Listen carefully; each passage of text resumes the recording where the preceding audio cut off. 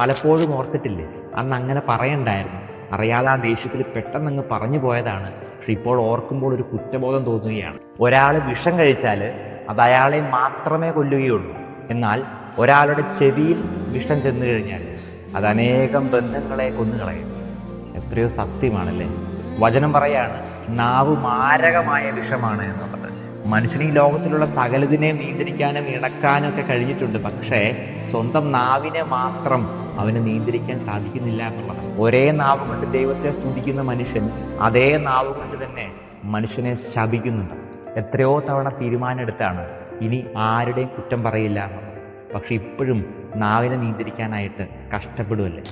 ഇന്ന് ജമീമിയെ വാഴ്ത്തിപ്പാടുന്ന ലോകം ഇതേ നാവുകൊണ്ട് തന്നെ ഒരു വർഷങ്ങൾക്ക് മുമ്പ് അവളെ താറടിച്ച് കെട്ടിയതാണ് എന്ന കാര്യവും മറക്കരുത്. എൻ്റെ അനാവശ്യമായ സംസാരം മൂലം എത്രയോ മനുഷ്യരെയാണ് ഞാൻ ഇങ്ങനെ കൊന്നിട്ടിരിക്കുന്നത്.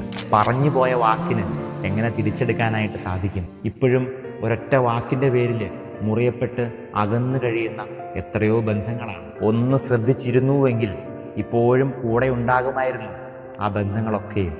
അതുകൊണ്ട് വാക്കുകളെ ഒന്ന് സൂക്ഷിക്കണം. പെട്ടെന്നുണ്ടാകുന്ന ദേഷ്യത്തിൻ്റെ പേരിൽ എടുത്തു ചാടി ഒന്നും പറയരുത്.